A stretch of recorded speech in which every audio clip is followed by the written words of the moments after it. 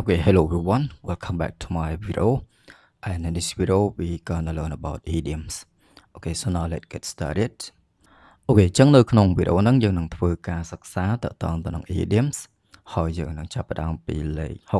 65 Okay, ចឹងលេខ65គឺយើងមាន clear idioms មួយគឺគេនិយាយថា like two peas in a pot ចឹងណា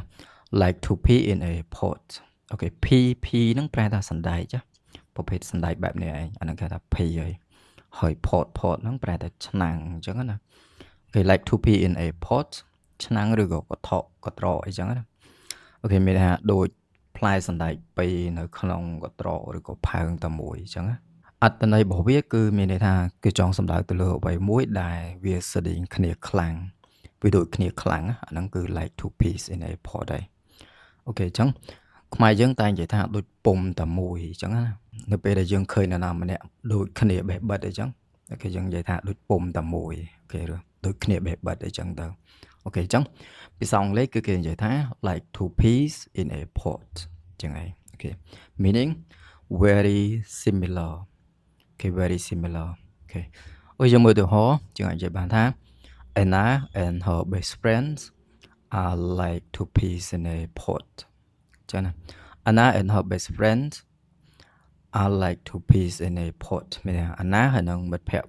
ជិតស្និទ្ធបំផុតរបស់នាងគឺដូចជាមនុស្សតែមួយអញ្ចឹងចឹងណាអញ្ចឹង like two peas in a pot អូខេគឺដូចគ្នាបេះបិទ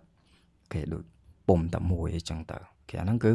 អត្ថន័យរបស់វាអូខេយើងអត់ប្រែតតងសណ្ដែកដីទេអញ្ចឹងណាអាហ្នឹងគឺគេថា idiom អូខេអូខេយើងមើលលេខ66គឺយើងមាន clear មួយគេថា look before you leap អូខេ look before you leap leap ហ្នឹងប្រែថាលោតអូខេបើយើងប្រែតាមពាក្យគេយើងអាចប្រែថាមើលហើយចាំលោតអញ្ចឹងណាប៉ុន្តែខ្មែរយើងគឺមានពាក្យមួយដែរគេថាគិតហើយចាំគូអញ្ចឹងណាគិតហើយចាំគូអាហ្នឹងគឺ look before you leap អូខេអញ្ចឹងឯងមានថាយើងធ្វើអីមួយយើងគិតមើលសិនយើងគិតហើយចាំយើងធ្វើវា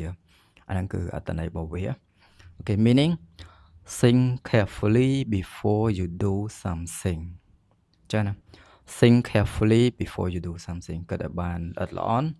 មុនពេលដែលយើងធ្វើអ្វីមួយអូខេអញ្ចឹងគិតឲ្យបានល្អិតល្អន់មុនពេលដែលយើងធ្វើអ្វីមួយអូខេឧទាហរណ៍យើងអាចនិយាយបានថា please look before you leap instead of making a fast choice ចឹងណា look before you leap អូខេមែនគិតពិចារណាបានល្អិតល្អន់សិនអូខេឬក៏យើងប្រែតាមពាក្យខ្មែរយើងអាចនិយាយថាគិតហើយចាំគូអូខេ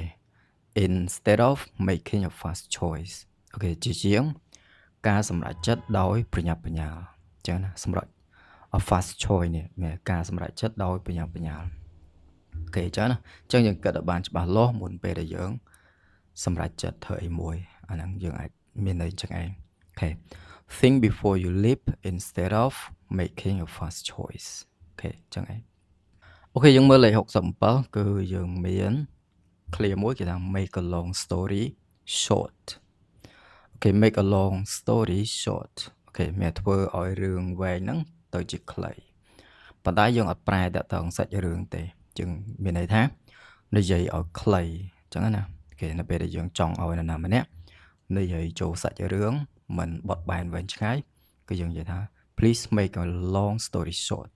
អញ្ចឹងណាសូមនិយាយឲ្យខ្លីមកអញ្ចឹងទៅគេ meaning explain something in a few words